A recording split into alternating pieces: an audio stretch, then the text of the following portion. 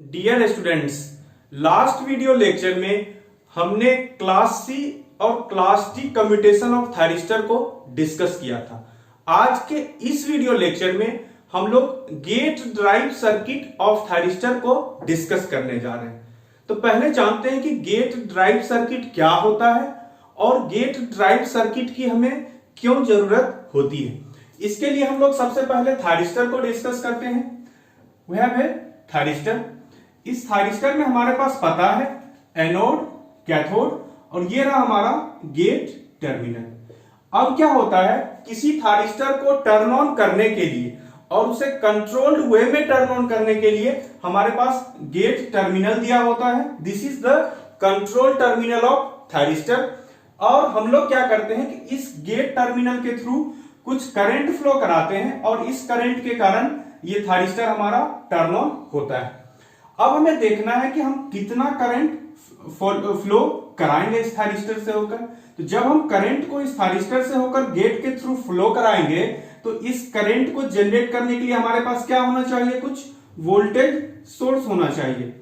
हमारे पास कुछ voltage source होना चाहिए और ये वोल्टेज सोर्स इस करंट को जनरेट कराएगा। अब जब इस वोल्टेज सोर्स की बात करेंगे तो जैसे ही हमने वोल्टेज सोर्स की बात की तो यहां पर गेट और कैथोड टर्मिनल के क्रॉस एक वोल्टेज आएगा। That voltage will be called gate voltage और वीजी, और इसके थ्रू जो करंट जा रहा है ये करंट हमारा आईजी कहलाएगा। अब हमारे पास क्या होना चाहिए, अगर एक आप इलेक्ट्रिकल इंजीनियर हैं तो आपको समझना चाहिए कि किसी भी डिवाइस में उसकी करंट की कुछ लिमिट होती है और उसके साथ साथ जो वोल्टेज अप्लाई करते हैं टर्मिनल के क्रॉस उस वोल्टेज की भी कुछ लिमिट होती है। तो इसलिए हम लोग क्या करेंगे कि हमारे पास सर्किट इस तरह से डिजाइन होना चाहिए जो सर्किट हमारा क्या करेगा, करंट आईजी जो होगा गेट करंट, इसको एक मैक्सिमम वैल्यू और मिनिमम वैल्यू के बीच में मेंटेन करेगा। क्योंकि एक मिनिमम वैल्यू ऑफ करंट भी होगा जिसके नीचे अगर आप करंट फ्लो करा रहे हैं तो थायरिस्टर टर्न ऑन नहीं होगा। सिमिलरली अगर हम वोल्टेज की बात करें, हमारे पास एक वोल्टेज होगा Vg max and Vg mean. तो अब हम लोग कुछ सर्किट ऐसा डिजाइन करते हैं जिससे कि हम लोग इस करंट और वोल्टेज दोनों को कंट्रोल कर सकें, गेट करंट और गेट वोल्टेज। तो इसको डिजाइन करने के लिए जो सर्किट बनाया जाता है that circuit is called gate drive circuit, या फिर इसे फायरिंग सर्किट भी कहा जाता है। So we are having three different types of firing circuit. First one is resistance firing circuit, then we are having RC firing circuit, then we are having UJT firing circuit. तो आइए अब तीनों circuits को one by one discuss करते हैं कैसे ये तीनों सर्किट वर्क करता है, और इसके साथ साथ हम लोग ये भी डिस्कस करेंगे कि अगर हमारे पास एक सर्किट ऑलरेडी अवेलेबल है तो हमें बाकी के दो सर्किट बनाने की क्यों जरूरत पड़ी। क्लियर? तो हम लोग इन तीनों चीजों को अभी डिस्कस करते हैं। तो हम लोग स्टार्ट करते हैं पहले रेजिस्टेंस फायरिंग सर्किट से। Let's start with resistance firing circuit.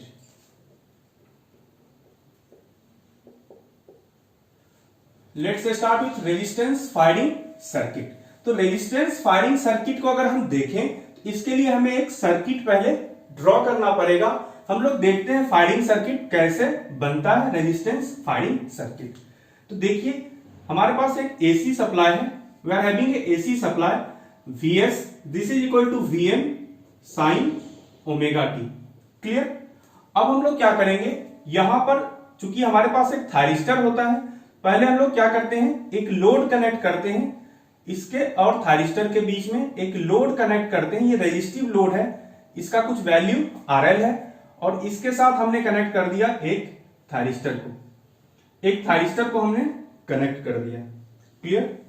अब कहेंगे सर ये किस चीज का सर्किट है। आप अगर याद कीजिए जो मैंने बेसिक इलेक्ट्रॉनिक्स में एक्सप्लेन किया था, तो this is the circuit of half wave rectifier. यहां पर बस डायोड की जगह मैं थायरिस्टर लिया हूं और लोड और थायरिस्टर का पोजीशन को इंटरचेंज कर दिया हूं। हमने लोड को यहां रखा था उस सर्किट में, यहां पर मैं लोड को यहां रख रहा हूं इस केस में। This is the thyristor, this is get terminal. अब हमें क्या करना है, इसी सर्किट से, इसी सप्लाई से हमें एक सर्किट डिजाइन करना है जो सर्किट क्या करेगा, इस गेट के अक्रॉस कुछ सप्लाई देगा। तो देखिए इसको डिजाइन करने के लिए हम लोग क्या करते हैं, एक दो रेजिस्टेंस लिए और ये एक तीसरा रेजिस्टेंस लिए, क्लियर। और यहां पर एक डायोड लगाते हैं, यहां पर एक डायोड लगाते हैं। This is R1, this is variable resistor R and this is R2, this is R2। और यहां पर हमने ऐसे कनेक्ट कर दिया, यहां से करंट IG जाएगा और ये वोल्टेज होगा प्लस माइनस VG, क्लियर। अब हम लोग समझते हैं कि ये सर्किट किस चीज का है। हम लोग लिखिए मेन सर्किट क्या है हमारा, मेन सर्किट हमारा है half wave rectifier. Main circuit हमने लिया half wave rectifier, main circuit हमने हाफ वेव रेक्टिफायर का लिया, क्लियर। अब हम लोग इसके ऑपरेशन को समझते हैं। तो हम लोग सबसे पहले इसके रेंज देखते हैं, क्या किस किस रेंज का रेजिस्टेंस लिया गया है। तो देखिए जो लोड रेजिस्टेंस होता है ये ओम में होता है, और जो हमारे पास बाकी तीनों रजिस्टर्स हैं R1 plus R2 plus R, these resistors are in kilo ohm, these resistors are in kilo ohm. अब हम लोगों को देखना है कि ये तीनों रजिस्टर्स अलग अलग क्यों लिया गया है और ये डायोड भी क्यों लगाया गया है। इन चारों चीजों को सबसे पहले देखते हैं। तो सबसे पहले पहला रेजिस्टेंस R1 जो लिया गया है, पहला रेजिस्टेंस R1 लिया गया है टू कंट्रोल गेट करंट, यानी कि इस सर्किट में जो करंट फ्लो करेगा उस करंट की वैल्यू सबसे कम करंट होनी चाहिए, क्योंकि या इसलिए हम इस रेजिस्टेंस को किलो ओम में लेंगे। और ये R1 क्या करेगा, to control gate current, to control gate current. R1 को लिया जा रहा है गेट करंट को कंट्रोल करने के लिए, क्लियर। अब बात आएगी कि R1 को हम लोग कैसे चूज करें, R1 को हम लोग कैसे चूज करें। इसके लिए हम लोग क्या करेंगे, जब ये गेट करंट को कंट्रोल कर रहा है तो हम लोग एक वर्स्ट कंडीशन ले लेते हैं, हम लोग एक वर्स्ट कंडीशन ले लेते हैं जिसमें कि सबसे मैक्सिमम करंट इसके थ्रू फ्लो करेगा। तो वर्स्ट कंडीशन अगर हम लें, let us take a worst condition, तो वर्स्ट कंडीशन में क्या होगा कि हमारे पास मान लेते हैं सिर्फ और सिर्फ एक रेजिस्टेंस R1 ही रहेगा। और देखिए जब वर्स्ट कंडीशन की बात होती है तो इसके अक्रॉस मैक्सिमम वोल्टेज कितना आ सकता है, टोटल मैक्सिमम वोल्टेज अगर देखें, the waveform is Vm sin omega t, so when omega t will be equal to pi by 2 its value will be Vm। तो मैक्सिमम वोल्टेज यहां पर क्या आएगा, Vm आएगा। तो वर्स्ट कंडीशन में मैक्सिमम वोल्टेज Vm है और मान लेते हैं रेजिस्टेंस हमारा R1 ही है। तो इस कंडीशन में क्या होगा, gate current IG will be equal to Vm divided by R1। और ये करंट क्या होना चाहिए, ये करंट IG मैक्स से कम होना चाहिए हर हालात में। तो यहां से अगर हम R1 देखें, R1 should be greater than or equal to Vm divided by IG max। यानी अगर कोई आपको एक फायरिंग सर्किट डिजाइन करने के लिए दिया है, आप बतला सकते हैं कि हमें R1 की वैल्यू मिनिमम कुछ वैल्यू R1 की होगी जो यहां से कैलकुलेट होगा, आप वहां से minimum value of R1 calculate करके दे देंगे, क्लियर। दूसरा पार्ट आइए, दूसरा पार्ट है R2।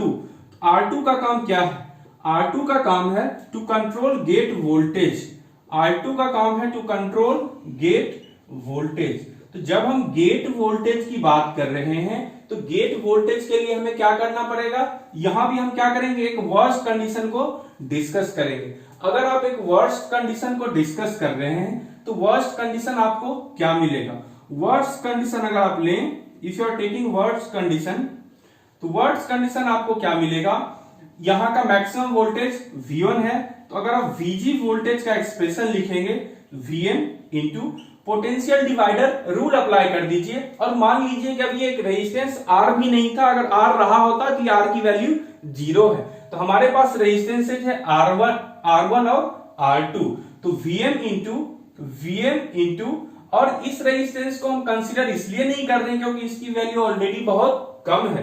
तो VG equal to Vm into R2 divided by R1 plus R2। This should be less than और equal to VG max.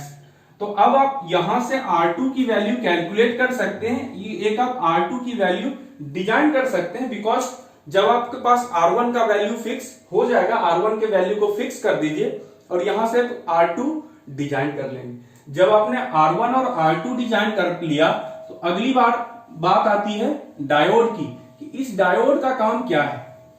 What is the function of this diode. तो देखिए diode क्या करता है, आप देखिए जब यहां पर Vm sin ओमेगा टी यानी बिटवीन 0 टू पाई चल रहे हैं तो यहां से पॉजिटिव वेव फॉर्म इस तरह से निकलेगा।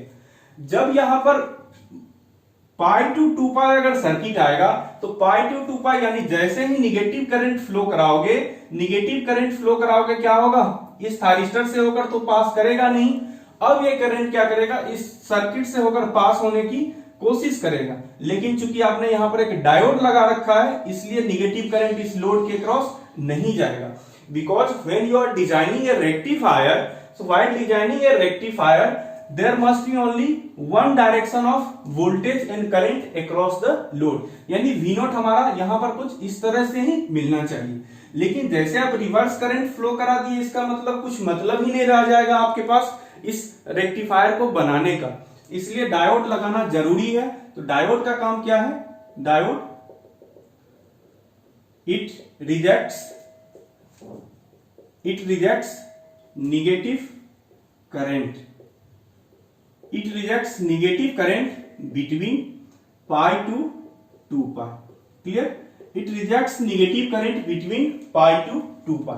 अब हम लोग इस डायोड को भी समझ चुके हैं, अब बारी है वेरिएबल रेजिस्टेंस R की। Now the term of variable resistance R, तो ये वेरिएबल रेजिस्टेंस R क्या करता है, अब देखिए। तो देखिए वेरिएबल रेजिस्टेंस R का काम है, यही आपको फायरिंग एंगल प्रोवाइड करता है, to control firing angle alpha, to control firing angle alpha। अब हम लोग समझते हैं कि फायरिंग एंगल अल्फा को ये R कैसे कंट्रोल करेगा। तो इसके समझने के लिए हम लोग Vg का इक्वेशन लिखते हैं। हम लोग यहां पर एक इक्वेशन पहले Vg का लिख रहे हैं, Vg will be equal to Vm sin omega T, Vm sin omega T into अगला जो टर्म हमारे पास आएगा वो टर्म आएगा R2 डिवाइडेड बाय, अब टोटल तीनों रेजिस्टेंस का सम लिखते हैं R1 plus R2 plus R। इस रेजिस्टेंस को हम अभी इग्नोर कर दे रहे हैं। तो यहां से अगर हम देखें इक्वेशन आ रहा है Vm R2 divided by R1 plus R2 plus R into sine omega T, clear, this is the expression for Vg। अब देखिए ये क्या एक्सप्रेशन बतला रहा है, this is the expression of maximum gate voltage. जबकि ओमेगा टी पाई के बराबर होगा उस समय मैक्सिमम गेट वोल्टेज मिलेगा, हम इसे लिख सकते हैं VGM into sine omega T, VGM into sine omega T, clear, this is the expression for Vg। अब देखिए यहां पर क्या होता है, अब देखिए हमारा ये थारिस्टर कैसे टर्न ऑन होता है। इस थारिस्टर को टर्न ऑन करने के लिए एक मिनिमम कुछ करंट जाना चाहिए, उस मिनिमम करंट को प्रोवाइड करने के लिए इसके अक्रॉस कुछ मिनिमम वोल्टेज आना चाहिए। तो ये जो वोल्टेज होगा minimum voltage, that voltage is called turn on voltage, gate turn on voltage यानी VGT। VGT is called gate turn on voltage, gate turn on voltage. यानी कि हम समझ रहे हैं ये जो हमारा एक्सप्रेशन है, ये वोल्टेज हमारा क्या किया, 0 से वेरी करना शुरू किया, और मान लेते हैं कि जब ये VGT के बराबर हो गया, दैट मीन्स आप जान रहे हैं कि Vg क्या कर रहा है, इंक्रीज कर रहा है, और Vg इंक्रीज कर रहा है, and when Vg becomes equal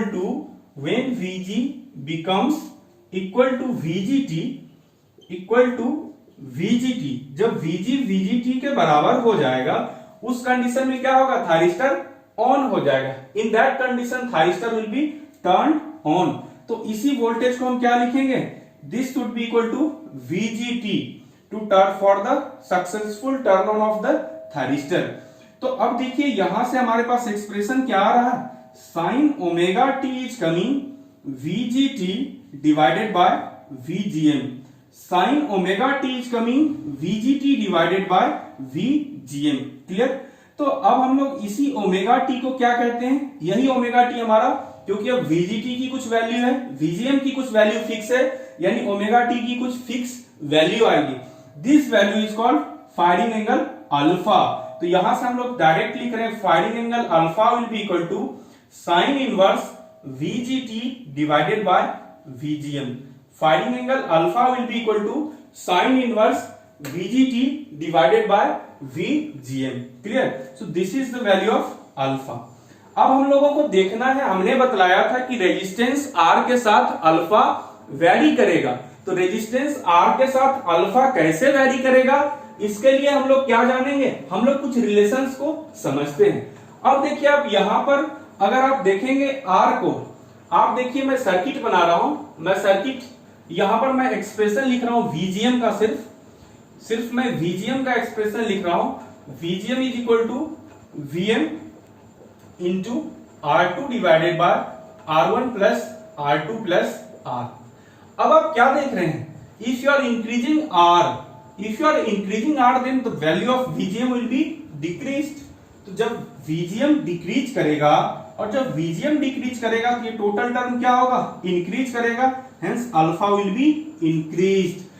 यानी आप लिख सकते हैं कि जब R को आपने इंक्रीज किया तो यहां से VGM डिक्रीज किया और यहां से आपको अल्फा इंक्रीज करना है, यहां से आपको अल्फा इंक्रीज होगा, यानी कि फायरिंग एंगल हमारा इंक्रीज करता जाएगा। Firing angle will be increase. Clear? Firing angle will be increase. Clear? तो ये रहा हमारा। अब यहां से आप किसी को समझा सकते हैं कि किस तरह से रेजिस्टेंस को बढ़ाने से फायरिंग एंगल बढ़ता है। क्लियर? अब हम लोग यहां पर देखते हैं, अब हम लोग यहां पर क्या करते हैं कि कुछ ड्रॉबैक है इस सर्किट का, इस फायरिंग सर्किट का कुछ ड्रॉबैक है। तो इस फायरिंग सर्किट का क्या ड्रॉबैक है, इसको हम लोग समझते हैं। तो देखिए फायरिंग सर्किट का ऐसा ड्रॉबैक है, फायरिंग सर्किट का ऐसा ड्रॉबैक है, पहला ड्रॉबैक है फायरिंग सर्किट का, पहला ड्रॉबैक है फायरिंग सर्किट का। इस केस में आपने देखा था कि ये क्या हो रहा है, alpha is equal to sine inverse VGT divided by VGM। यहां पर देखिए VGT भी पॉजिटिव है, VGM भी पॉजिटिव है, तो ये अल्फा क्या होगा, हमेशा 0 to 90 डिग्री के बीच में ही लाई करेगा। तो पहला क्या आ रहा है drawback, alpha less than equal to 90 degree greater than equal to 0 degree, that means you can not achieve a firing angle more than 90 degree. Second case देखिए क्या ड्रॉबैक आ रहा है, सेकेंड केस देखिए हमारा लोड पहले यहां शिफ्ट किया गया था, अब क्या कर रहा है कि इस लोड को अगर इस पार्ट में शिफ्ट करा दिया जाए, if the load is shifted between A and B terminal, if load is shifted to AB terminal, then what will happen, if load is shifted to AB terminal, इस load को यहां जाने के कारण कुछ ना कुछ गेट करंट बढ़ेगा। if the load is shifted to AB terminal, then gate current will be increased, then gate current will be increased, then the gate current will be increased। और जब गेट करंट इंक्रीज हो गया, जब gate current हमारा increase हो गया, hence power loss will be increased, power loss will be increased, power loss will be increased, and power loss increase होने के कारण टेम्परेचर बढ़ेगा और उसके कारण थायरिस्टर क्या हो सकता है, थायरिस्टर में बर्न आउट, थायरिस्टर में बर्न आउट, यानी कि थायरिस्टर हमारा जल भी सकता है। तो ये हमारा एक ड्रॉबैक आ गया, दो ड्रॉबैक आ गया रेजिस्टिव फायरिंग सर्किट का। तो अब हम लोग दूसरा फायरिंग सर्किट डिस्कस करते हैं, दूसरा हम लोग RC फायरिंग सर्किट को डिस्कस करते हैं। Let us discuss RC firing circuit. Clear?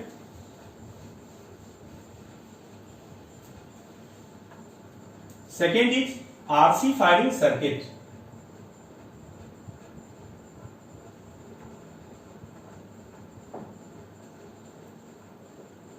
तो RC फायरिंग सर्किट में हम लोग मेन सर्किट जो लेंगे, ये मेन सर्किट लेंगे single phase full wave rectifier का, यानी हम ले रहे हैं फुल वेव रेक्टिफायर का। तो जब फुल वेव रेक्टिफायर का हम मेन सर्किट लेंगे तो यहां पर देखिए मैं ड्रॉ कर रहा हूं, ये रहा हमारा फुल वेव रेक्टिफायर में 4 डायोड लगे रहेंगे। तो चारों डायोड मैं यहां पर लगा रहा हूं, 4 डायोड यहां पर मैं लगा रहा हूं और एक सप्लाई Vs को मैं कनेक्ट कर रहा हूं। Vs supply Vm sin omega t is connected across this. Clear. अब हम लोग क्या कर रहे हैं, अब हम लोग यहां पर एक फिर से एक लोड लगाएंगे, एक लोड लगाएंगे RL, और इस लोड लगाने के बाद हमारे पास एक फिर से थारिस्टर लिया जाएगा। Will take a thyristor, clear. ये रहा हमारा एक थारिस्टर, क्लियर। अब हम लोग क्या करते हैं, यहां पर एक रेजिस्टेंस ले लेंगे फर्स्ट हाफ में, और सेकेंड पार्ट में यहां पर एक कैपेसिटेंस ले लेंगे। यहां पर सेकेंड पार्ट में कैपेसिटेंस ले लेंगे। This resistance will be variable. This is the thyristor, this is get current IG, this is plus minus VG, clear. I think यहां तक सर्किट आप लोगों का क्लियर है। अब इस रेजिस्टेंस कैपेसिटर के लगाने से आपको क्या समझ में आ रहा है, इस कैपेसिटर का निगेटिव रिएक्टेंस होगा, और इस निगेटिव रिएक्टेंस के कारण यहां पर प्लस माइनस दोनों वोल्टेजेस आएंगे। यहां पर पॉजिटिव वोल्टेज भी आएगा इस कैपेसिटर के क्रॉस, यहां पर निगेटिव वोल्टेज भी आएगा इस कैपेसिटर के क्रॉस, क्लियर। तो पॉजिटिव और निगेटिव दोनों ही यहां पर आएगा इस कैपेसिटर के अक्रॉस। तो हम लोग यहां पर, अब यहां पर होगा सर आपने डायोड क्यों नहीं लिया, देखो डायोड लेने की जरूरत नहीं है, क्योंकि निगेटिव करंट जाएगा, इससे फ्लो नहीं कर पाएगा। यहां ऑलरेडी डायोड है सप्लाई में, यहां ऑलरेडी सप्लाई में डायोड है। तो हम लोग यहां पर क्या लिखेंगे, डायरेक्ट में लिख रहा हूं VG का एक्सप्रेशन। VG का एक्सप्रेशन क्या होगा, Vm sin omega T into यहां का रिएक्टेंस देखिए minus J by omega C divided by R plus J by omega C. मैं फिर भी RL को कंसीडर नहीं कर रहा हूं। ये हमारा पार्ट देखिए, this is the expression for VG। तो अगर आप ये VG का एक्सप्रेशन देख रहे हैं, अगर आप ये VG का एक्सप्रेशन देख रहे हैं, R minus J by omega C होगा यहां पर, तो आप क्या देख रहे हैं, यहां पर देखिए एक निगेटिव टर्म्स भी हमारे पास आ चुका है, एक निगेटिव टर्म भी हमारे पास आ चुका है। यानी कि जो VGM लिखेंगे आप, VG that will be equal to VGM sine omega T. यहां पर आप देख सकते हैं, यहां पर आप देख सकते हो कि जो हमारे पास VGM है, VGM is equal to nothing but Vm into minus J by omega C divided by R minus J by omega C.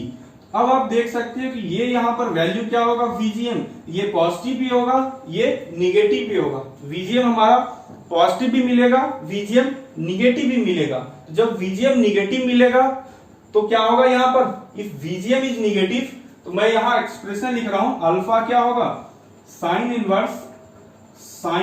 Inverse VG T, this should be equal to how much, VGT, तो VGT divided by VGM। तो यहां पर ये जो part negative होगा, alpha will become more than 90 degree. तो यानी यहां पर जो अल्फा हमें वेरी करेगा, वो अल्फा मैं प्रैक्टिकली में लिख रहा हूं, प्रैक्टिकली जो अल्फा को अचीव किया जा सकता है। आप जब लैब में एक्सपेरिमेंट करने जाओगे, आप लेबोरेटरी में जब अल्फा को वेरी करना शुरू करोगे, आप देखोगे कि उसकी रीडिंग 0 डिग्री से नहीं स्टार्ट हो रही है। क्यों? क्योंकि प्रैक्टिकली पॉसिबल नहीं होता। Practically 5 degree to 7 degree minimum value alpha की होती है, और मैक्सिमम वैल्यू होती है, मैक्सिमम वैल्यू यहां पर मिलेगा आपको 165 डिग्री टू 175 डिग्री। ये अल्फा की मैक्सिमम वैल्यू आपको मिलेगी प्रैक्टिकली, क्लियर। अब हम लोग देखिए कि इन दोनों सर्किट का एक कॉमन ड्रॉबैक है। There is a common drawback in both the circuits, that means resistance circuit and RC circuit. तो कॉमन ड्रॉबैक क्या है? कॉमन ड्रॉबैक ये है कि यहां पर भी आप क्या देख रहे हो, जो फायरिंग सर्किट है, ये फायरिंग सर्किट बहुत ही लो पावर सर्किट होता है, और ये थायरिस्टर के साथ जो मेन सप्लाई आपने कनेक्ट किया था, आप क्या देख रहे हो कि यहां पर मेन सप्लाई डायरेक्टली इसके साथ भी कनेक्ट हुआ है। सिमिलरली रेजिस्टेंस फायरिंग सर्किट में भी आपने देखा था कि जो सप्लाई आपने इसके क्रॉस कनेक्ट किया था फायरिंग सर्किट के क्रॉस, वही सप्लाई थायरिस्टर के क्रॉस कनेक्टेड था। यानी कि मेन सप्लाई को आप डायरेक्टली पावर सर्किट से कनेक्ट कर रहे हो, ड्राइव सर्किट से, जिसका मतलब इलेक्ट्रिकल आइसोलेशन नहीं है, इलेक्ट्रिकल आइसोलेशन नहीं है। इस पॉइंट को नोट कर लीजिए। The main drawback of resistance and RC firing circuit is that, the main drawback of resistance and RC firing circuit is that in both these circuits the supply is directly connected the supply is directly connected to firing circuit also. That means there is no electrical isolation. यानी firing circuit, low power circuit और high power circuit के बीच में कोई भी electrical isolation नहीं है। लेकिन जबकि आप लो पावर सर्किट डिजाइन कर रहे हो तो वहां पर आपको क्या करना पड़ेगा, वहां पर आपको एक इलेक्ट्रिकल आइसोलेशन होना चाहिए। तो अब हम लोग इलेक्ट्रिकल आइसोलेशन को कैसे प्रोवाइड करेंगे, इसके लिए तीसरा सर्किट हम लोग ड्रॉ करेंगे, तीसरा फायरिंग सर्किट ड्रॉ करेंगे, that is called UJT firing circuit, that means UJT age relaxation oscillator. तो हम लोग देखते हैं कि पहले यूजेटी होता क्या है, और फिर यूजेटी को जब आप समझ जाओगे फिर हम लोग देखेंगे कि यूजेटी से कैसे सिंक्रोनाइज्ड फायरिंग सर्किट बनाया जाता है थायरिस्टर को टर्न ऑन करने के लिए। तो हम लोग यहाँ पर डिस्कस करते हैं यूनी जंक्शन ट्रांजिस्टर को। अब आपका रहेगा सर कितना ट्रांजिस्टर और पढ़ना बचा हुआ है, यही आपका लास्ट ट्रांजिस्टर था जिसको पढ़ना था। इसके बाद आपको कोई भी ट्रांजिस्टर में नहीं पढ़ाने वाला हूं पावर इलेक्ट्रॉनिक्स, बस ये लास्ट है, इसको पढ़ लो। क्लियर? तो यूनी जंक्शन ट्रांजिस्टर का मैं सिंबल ड्रॉ कर रहा हूं। देखिए ये इस तरह से कुछ इसका सिंबल मिलेगा, B2 B1 और यहां पर ये मिलेगा हमें emitter. This is the symbol of uni junction transistor symbol. These two are base terminals, this is emitter terminal। Clear? इसका हम अगर इक्विवेलेंट सर्किट ड्रॉ करें, इसका इक्विवेलेंट सर्किट हमें ऐसा कुछ मिलता है। यहां पर देखिए एक डायोड मिलेगा इस तरह से, ये रहा emitter, this is B2, this is RB2, this is B1 and this is RB1 and this is B1। ये रहा हमारा यूनी जंक्शन ट्रांजिस्टर। अब आपका पहला क्वेश्चन होगा कि सर इसका नाम यूनी जंक्शन क्यों है? भाई आप खुद चेक कर लो यूनी जंक्शन क्यों है, यहां पर आपको एक ही जंक्शन मिल रहा है, that's why its name is uni junction. अब हम लोग को देखना है कि ये ट्रांजिस्टर ऑपरेट कैसे करता है, हाउ दिस ट्रांजिस्टर ऑपरेट्स। तो इसको ऑपरेट कराने के लिए देखिए क्या करना पड़ता है। ऑपरेट कराने के लिए हम लोग एक ऊपर में प्लस VB सप्लाई कनेक्ट करते हैं, और यहां पर हमें क्या करना पड़ता है, यहां पर एक वोल्टेज हमें प्रोवाइड करना पड़ता है जिसको कि एमीटर वोल्टेज कहेंगे, प्लस माइनस VE। अब देखिए जब आपने यहां पर एक VBB कनेक्ट किया है, VBB कनेक्ट करने का मतलब आप कुछ ऐसे भी लिख सकते हो VBB को, दिस इज VBB।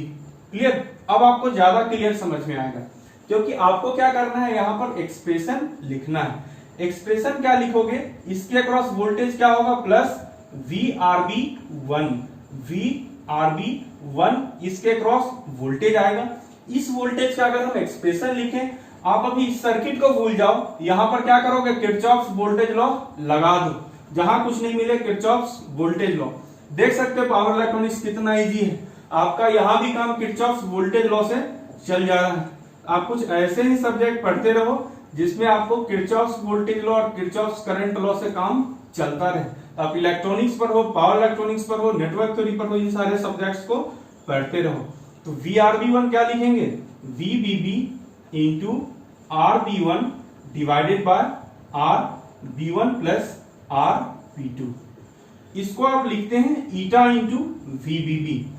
ईटा क्या है, this eta is equal to this expression RB1 divided by RB1 plus RB2। इस ईटा को कहा जाता है intrinsic stand off ratio. This eta is called intrinsic stand off ratio. Clear?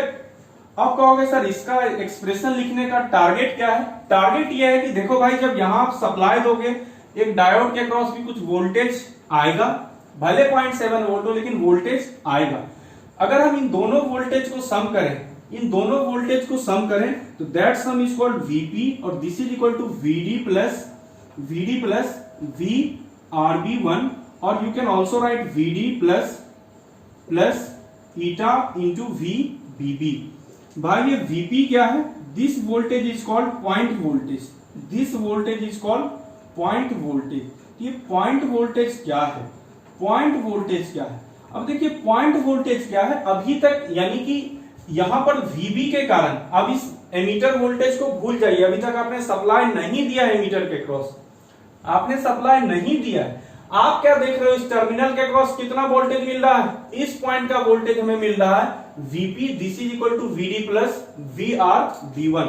तो जब यहां पर VP plus VR B1 voltage मिल रहा है, इसका मतलब अगर हम लोग इस ट्रांजिस्टर को कंडक्ट कराना चाहते हैं, इसके लिए हमें क्या करना पड़ेगा? एक V वोल्टेज जो अप्लाई हम यहां पर करेंगे, इस V वोल्टेज की वैल्यू जब VP से अधिक होगी तभी करंट फ्लो करेगा। समझ में आ रही है बात मेरी? भाई यहां का वोल्टेज मान लो 10 वोल्ट अगर मिल रहा है, ये सब मिलाकर, तो 10 वोल्ट से अधिक वोल्टेज दोगे तब तो इसमें करंट तुम फ्लो कर पाओगे अपना। इसलिए कहा जा रहा है now VE is applied, V जब अप्लाई करोगे तो when VE equal to VP, when VE is equal to VP, then UJT is turned on, जब ये इसके बराबर होगा तभी ये टर्न ऑन होगा। बात समझ में आ गई? समझ में तो आ ही चुकी होगी बात आपको, क्योंकि कौन सी ऐसी बातें हैं जो आप लोगों को समझ में नहीं आती, आप सारी बातें समझ जाते हैं, इसे भी समझ जाओ। VE is equal to VP, clear? जब VE इक्वल टू VP हो गया, इसके बाद हम क्या करेंगे? इसके बाद हम देखेंगे कि ये ट्रांजिस्टर टर्न ऑन हो गया। अब आप क्या कहोगे? सर ये टर्न ऑन तो आपने कर दिया, क्योंकि ये ट्रांजिस्टर है, अब बताओ हमें टर्न ऑफ कैसे करना है? क्योंकि हमने ऑन करके छोड़ दिया ट्रांजिस्टर को 2 घंटा, 4 घंटा, 10 घंटा, 20 घंटा, कितना देर इसे ऑन कर सकते हैं, इसके बाद ये बर्न हो जाएगा। आप क्या कहोगे? सर इसमें टर्न ऑफ करने का भी हमें प्रोसेस बताओ। तो टर्न ऑफ करने का बिल्कुल ही सिंपल प्रोसेस है, एक वैल्यू वोल्टेज के नाम से डिफाइन किया गया है टर्म, एक टर्म वैल्यू वोल्टेज के नाम से डिफाइन किया गया। आपने क्या किया? VE को बढ़ाया, when it reaches VP, UJT क्या हो गया? ऑन हो गया। अब एक टर्म है value voltage VV, this is called value voltage. ये वैल्यू वोल्टेज क्या कहलाता है? भाई जैसे आपने लैचिंग करंट और होल्डिंग करंट देखा था कि होल्डिंग करंट से कम करंट जब एनोड का हो जाता है, वो अपने आप थायरिस्टर टर्न ऑफ हो जाता है। सिमिलरली यहां पर क्या होता है? यहां पर आप देखिए कि आपके पास एक, जब V को घटाना शुरू कर दो, आपने कहा सर अब ऑन हो गया, इसे जल्दी बंद करो, हमें इस क्लास से बाहर जाना है। इसको बंद करने का तरीका मैं बतला रहा हूं। V को घटाना शुरू कर दो, इतना घटाओ कि ये VV के बराबर हो जाए। इसी समय ये क्या होगा? ये ऑफ हो जाएगा, क्लियर? एक स्टेटमेंट लिख दो, VE is emitter voltage of UJT is increased, emitter voltage of UJT is increased, and when it reaches to a voltage called point voltage,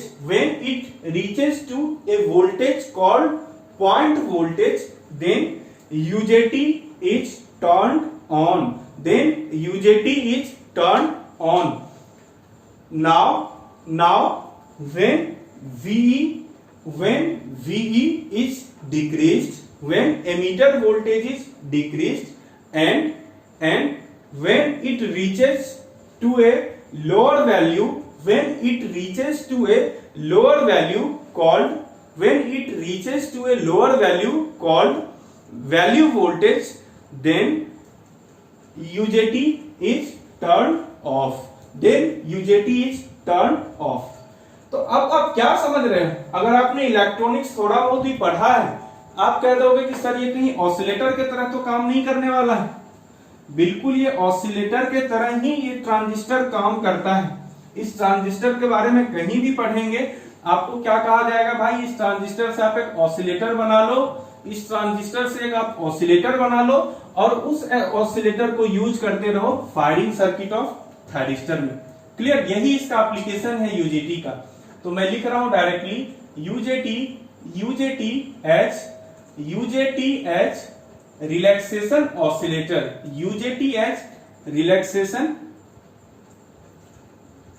relaxation oscillator. ये भाई कैसे रिलैक्सेशन ऑसिलेटर के तरह काम करता है, इस चीज को हम लोग देखते हैं। ये तो कैसे देख पाएंगे हम, पहले एक यूजेटी बनाएंगे।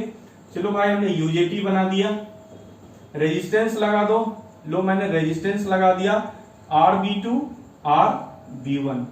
अब क्या करना है, अब हम लोग क्या करते हैं कि जो VB प्रोवाइड करेंगे, इस तरह से यहां पर एक VB प्रोवाइड कर दो, VBB प्रोवाइड कर दो, VBB आपने प्रोवाइड करा दिया। जब आपने VBB प्रोवाइड करा दिया बेस वोल्टेज, अब क्या करो आप यहां पर एक रेजिस्टर लो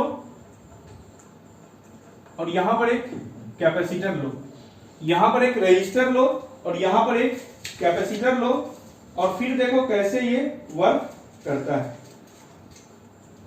एक रेजिस्टर लिया, एक कैपेसिटर लिया, ये यहां पर एमीटर टर्मिनल को आपने कनेक्ट कर दिया। ये रेजिस्टेंस वेरिएबल है, ये कैपेसिटर है, इसके अक्रॉस वोल्टेज जो होगा VE वोल्टेज होगा, इसके अक्रॉस जो वोल्टेज होगा वो वोल्टेज होगा VE। अब क्या होगा, अब देखिए यहां पर क्या होगा, और एक चीज दिया गया है, एक चीज और लिखा गया है कि R1 is much less than R2।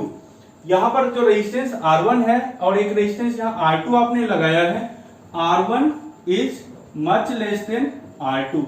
R1 R2 से बहुत ही कम है।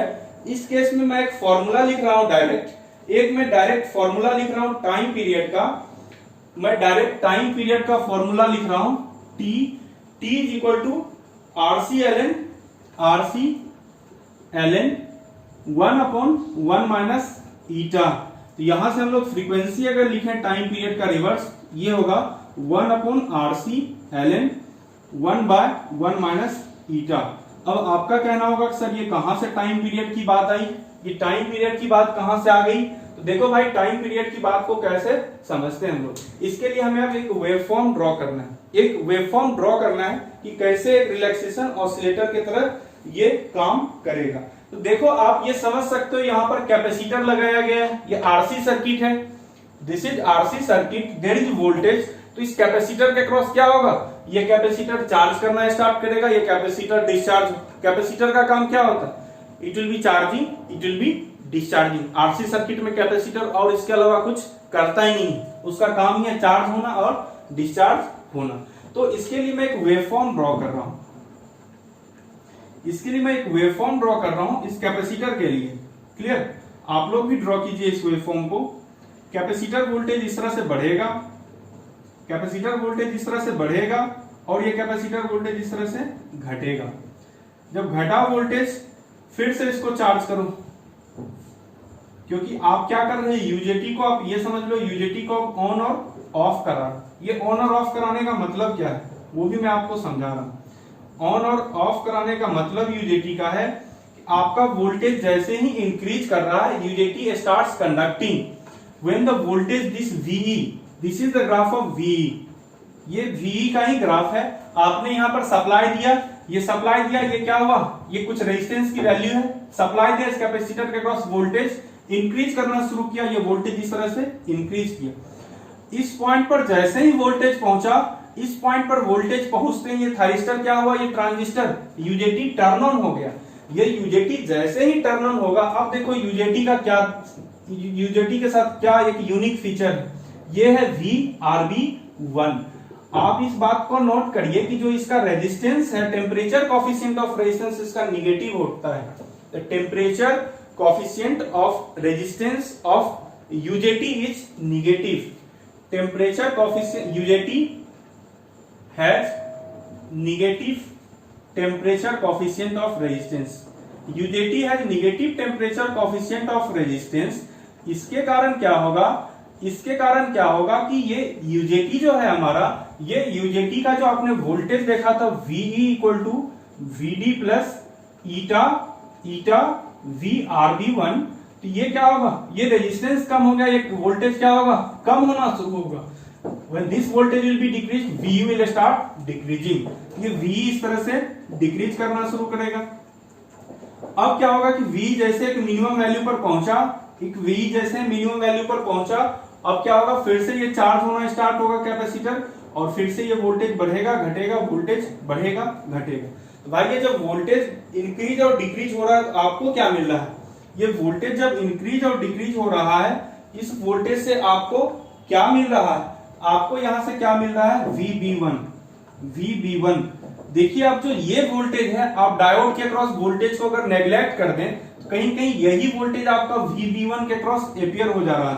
तो यहां तो VB1 के अक्रॉस वोल्टेज 0 था क्योंकि डायोड कंडक्ट नहीं कर रहा, लेकिन जब डायोड कंडक्ट करना शुरू किया ये डायोड कहेगा कोई बात नहीं, इस तरह का वेवफॉर्म मैं दे रहा हूं बेस के क्रॉस, तो ये हमारा बेस वोल्टेज के क्रॉस ये वेवफॉर्म हमें मिल गया, ये वेवफॉर्म हमें बेस वोल्टेज के क्रॉस मिल गया। क्लियर। अब हमारा टारगेट क्या होगा, अब हमारा टारगेट है फायरिंग सर्किट डिजाइन करना। फायरिंग सर्किट कैसा होता है, फायरिंग पल्स कैसा होता है गेट का, ऐसा ही फायरिंग पल्स होता है गेट का एग्जैक्टली। अगर आप फायरिंग पल्स दो तो गेट का फायरिंग पल्स इसी तरह से आप दोगे भाई। जब आपको ऑन करना है गेट का वोल्टेज बढ़ा दो फिर धीरे धीरे घटा दो, आपका थारिस्टर ऑन हो गया। बढ़ा दो घटा दो बढ़ा दो घटा दो, एक रेगुलर टाइम इंटरवल पर हो।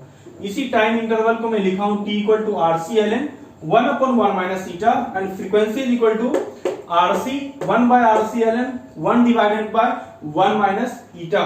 क्लियर। कहोगे सर इसे आप डेराइव करो, ये इलेक्ट्रॉनिक्स के टीचर से पूछ लेना, ठीक है। तो देखिए यहां पर ये हमारा वेवफॉर्म मिल गया। अब हमारा टारगेट क्या होगा, अब हमारा टारगेट होगा कि इसी वेवफॉर्म को हमें यूज करना है कहां पर, इस वेवफॉर्म को हम डायरेक्ट गेट के क्रॉस कनेक्ट करेंगे। इस वेवफॉर्म को हम थारिस्टर के गेट के क्रॉस कनेक्ट करेंगे। ये वेवफॉर्म हमें कहां से मिला, ये वेवफॉर्म हमें इस जगह से मिला, ये वेवफॉर्म हमें इस पॉइंट से मिला। तो इसलिए अब अगला हेडिंग दे दो, give the next heading. Next heading दीजिए आप synchronized UJT firing circuit. Synchronized UJT firing circuit जो कि तीसरा टॉपिक है आपका।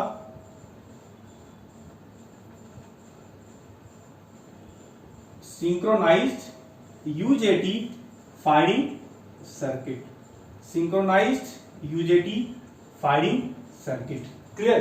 तो सिंक्रोनाइज्ड यूजेटी फायरिंग सर्किट अगर डिजाइन करेंगे तो यहां पर देखिए क्या होता है, यहां पर आपको फिर एक फुल वेव रेक्टिफायर लेना पड़ेगा, यहां पर आपको एक फुल वेव रेक्टिफायर लेना पड़ेगा।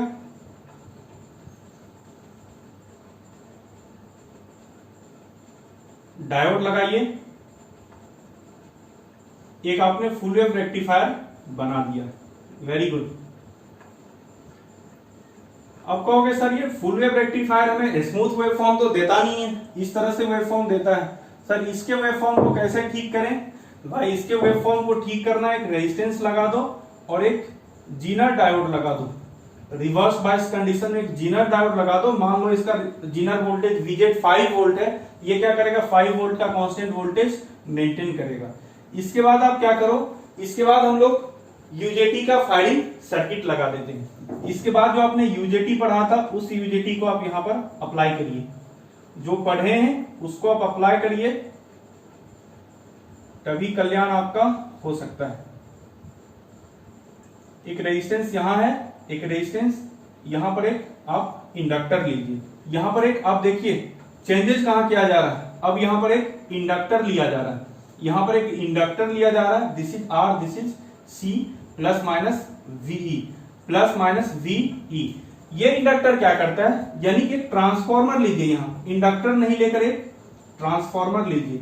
भाई ये ट्रांसफॉर्मर क्या करा देगा आपको, देखो ट्रांसफॉर्मर क्या कराता है, आप ट्रांसफॉर्मर का काम देखिए, ट्रांसफॉर्मर क्या कराएगा आपके लिए।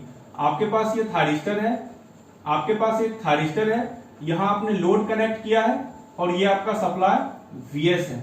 अब देखिए क्या होगा, ये जो थारिस्टर का गेट टर्मिनल है, जो थारिस्टर का गेट टर्मिनल है, इस गेट टर्मिनल को आप डायरेक्ट इससे कनेक्ट कर दो, इसके ट्रांसफॉर्मर से। ये gate terminal of the thyristor will be connected to the transformer और बाकी का कनेक्शंस यहां एज इट इज ऐसे रख दीजिए। ये गेट टर्मिनल जो थारिस्टर का है इसको आपने ट्रांसफॉर्मर से कनेक्ट कर दिया और देखिए यहां पर मैं लोड लिया हूं, दिस इज द लोड, और ये हमारा क्या है, ये हमारा सप्लाई VS है। अब सबसे पहली बात, सबसे पहले समझिए कि सिंक्रोनाइज्ड पावर सप्लाई का मतलब क्या होता है। सिंक्रोनाइज्ड पावर सप्लाई का मतलब होता है कि हमें एक ही पावर सप्लाई, यानी कि जो फायरिंग सर्किट का पावर सप्लाई होगा और जो हमारा इसका सप्लाई होगा थायरिस्टर का, ये दोनों सिंक्रोनाइज होना चाहिए। सिंक्रोनाइज होने का मतलब दोनों एक साथ 0 डिग्री, जो दोनों एक साथ 90, दोनों एक साथ 180। तो खाना पीना उठना बैठना ये दोनों एक साथ करेगा, इस तभी ये सिंक्रोनाइज होगा। यानी कि दोनों को एक ही पावर सप्लाई से कनेक्ट करना है, दोनों को एक ही पावर सप्लाई से कनेक्ट करना है, या फिर ये सिंक्रोनाइज्ड पावर सप्लाई में लेना है, सिंक्रोनाइज्ड पावर सप्लाई लेना है। अब कहोगे सर उन दोनों में जो डिसएडवांटेज आया था, इसमें क्या फायदा हुआ इतना बड़ा सर्किट बनाने का? इतना बड़ा सर्किट बनाने का फायदा हमें मिल रहा है कि ये देखिए ट्रांसफॉर्मर आइसोलेटेड है। This is your thyristor circuit, that means the main circuit, जो लोड यहाँ कनेक्ट किया आपने, और इधर का सर्किट पूरा किसका है? Firing circuit. आप देख रहे हो फायरिंग सर्किट और यहाँ का जो सर्किट है गेट, ये दोनों क्या है? ये दोनों एक दूसरे से डायरेक्टली कनेक्ट नहीं है, इलेक्ट्रिकली आइसोलेट है ट्रांसफार्मर के थ्रू। यही फीचर हमें चाहिए था, यही फीचर हमें चाहिए। तो अब हम लोग क्या करेंगे? अब हम लोग देखते हैं ये वर्क कैसे कर रहा है, हम लोग देखते हैं ये वर्क कैसे कर रहा है। अगर कुछ आवाज आ रही होगी वीडियो में ठुकने पिटने की, उस आवाज को ना सुने, आप मेरी आवाज को सुने। यहाँ पर क्लियर, आप मेरी आवाज को सुनते रहिए। देखिए यहाँ पर क्या हो रहा है, जो ये थायरिस्टर हमें आउटपुट वोल्टेज देगा VDC, वो थायरिस्टर में कुछ इस तरह से वोल्टेज देगा। थायरिस्टर हमें इस तरह से वोल्टेज दिया, चलिए थायरिस्टर से हमने वोल्टेज ले लिया, ये VDC का वेवफॉर्म बना रहा हूं। अब ये क्या कह रहा है कि ये रेक्टिफायर है, लेकिन ये जीना डायोड क्या बतलाएगा? जीना डायोड कहेगा भाई रुको तुम, मैं अपना भी वोल्टेज इसके अक्रॉस लूंगा। यानी एक VZ वोल्टेज का लेवल आप बना दो, ये लेवल है हमारा VZ। तो ये जीना डायोड क्या करेगा? यहां से यहां वोल्टेज बढ़ा, सही है, इससे ऊपर जैसे ही वोल्टेज बढ़ने की कोशिश करेगा, मान लो ये 6 वोल्ट हो गया, ये कहेगा मैं 5 वोल्ट से बढ़ने नहीं दूंगा। आपने एक ऐसे बंदे को यहाँ पर बिठा रखा है, ये इतना ईमानदार है, ये कहेगा मैं 5 वोल्ट के लिए बना हूं, मैं 5 वोल्ट ही रहने दूंगा, इससे ज्यादा वोल्टेज मैं नहीं रहने दूंगा। तो ये क्या करेगा? यहां से इस वोल्टेज को यहीं से कंट्रोल कर लेगा, फिर वोल्टेज घटा, फिर वोल्टेज बढ़ा, बढ़ा, तो ये आपका वेवफॉर्म आएगा आउटपुट वोल्टेज का। ये जब आउटपुट वोल्टेज का वेवफॉर्म हमें मिल गया, तो अब इसके बाद एक वोल्टेज हमें मिलेगा पीक वोल्टेज VP। अब मैं एक वोल्टेज डिजाइन कर रहा हूं, पीक वोल्टेज VP। ये VP पीक वोल्टेज क्या होता है? देखिए VP पीक वोल्टेज क्या होता है, जब हमें एक DC वोल्टेज मिल चुका है इसके क्रॉस VDC, अब यहाँ पर RC सर्किट बनाया गया। ये RC सर्किट भी क्या करेगा? इसके क्रॉस जैसे ही V बढ़ने लगेगा और ये पीक वोल्टेज के क्रॉस पहुंचेगा, जब ये पीक वोल्टेज के क्रॉस पहुंचा, जब ये, अब देखिए ये VDC दिए, अब हमारा क्या होगा? वोल्टेज का वेरिएशन में बना रहा हूं, वोल्टेज का मैं वेरिएशन बना रहा हूं IDC का, ये हमें वोल्टेज का वेरिएशन बनाना है। अब इसका मैं बना रहा हूं VE का, V इस तरह से बढ़ा, यहीं पर जाकर ये टर्न ऑन हो गया, पीक वोल्टेज पर पहुंचा, ये टर्न ऑन हो गया। जब ये टर्न ऑन हो गया, अब क्या करेगा? ये बेस वोल्टेज इसका डिक्रीज करना स्टार्ट करेगा। डिक्रीज करने का मतलब ये कुछ इस तरह से डिक्रीज किया, ठीक है, यहां पर आया, फिर क्या करेगा? ये इंक्रीज करेगा, फिर ये इंक्रीज किया, फिर ये डिक्रीज करेगा, again it will be increase, इस तरह से। फिर इस साइकिल में भी आइए, यहां पर इस तरह से इंक्रीज किया, डिक्रीज किया, ये इंक्रीज किया, इस तरह से डिक्रीज किया। यही प्रोसेस इसका चलता रहेगा, इंक्रीमेंट का डिक्रीमेंट का, ये इस तरह से इंक्रीज किया, डिक्रीज करना। यानी कि अब हम लोग फायरिंग पल्स अगर देखें, ये जिस समय देखिए, यही टाइम क्या बता रहा है? इसी समय UJT ऑन है, इसी समय UJT ऑन है। सिमिलरली इस टाइम पीरियड में UJT ऑन है, यहां पर आपका UJT ऑन है, यहां पर आपका UJT ऑन है। यानी UJT कहां ऑन हो रहा है? जहां पर कि RC का डिकेइंग ग्राफ आ रहा है, यहां पर UJT ऑन हो रहा है। जब ये UJT यहां पर ऑन होगा, तो UJT ऑन होने का मतलब क्या है? यहीं पर आपका VB1 मिल रहा है, यानी कि फायरिंग पल्स हमें यहां मिला, हमें फायरिंग पल्स यहां मिला, सिमिलरली फायरिंग पल्स यहां मिला, सिमिलरली फायरिंग पल्स यहां मिला, ये सारे फायरिंग पल्स मिला।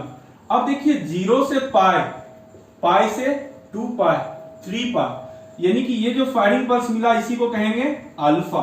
अब कहोगे सर यहाँ पर between 0 to pi you are getting 2 firing pulses, तो भाई एक फायरिंग पल्स की जरूरत होगी, दूसरा फायरिंग पल्स क्या है? बेकार है, उसका कोई यूज नहीं है। ये हमें अनडिजायर्ड, ये डिजायर्ड, इसको टिक करो, इसको हटाओ, इसको टिक करो, ये इस तरह से यानी आप फायरिंग पल्स मिलता रहेगा, ये आपको डिजायर्ड होगा। तो this is all about the firing circuit of thyristor. और आप समझ सकते हैं कि मैंने तीनों फायरिंग सर्किट को एक्सप्लेन किया और इसमें कोई भी ऐसा कंसेप्ट नहीं बचा जिसको मैंने एक्सप्लेन नहीं किया। तो आप इन तीनों फायरिंग सर्किट्स को कॉपी पर ड्रॉ कर लीजिए और उसको एक दो बार प्रैक्टिस कीजिए। अगर मेरा लेक्चर एक बार में आप कुछ चीजें भूल चुके हैं तो आप दोबारा देख लीजिएगा, मैं ऑनलाइन अवेलेबल हूं आपके सामने। क्लियर? तो ये रहा हमारा, तो इस जो सेकेंड यूनिट का फर्स्ट पार्ट था थायरिस्टर का वो हमारा कंप्लीट हो गया। अब अगला पार्ट है हमारा डीसी टू डीसी कन्वर्टर।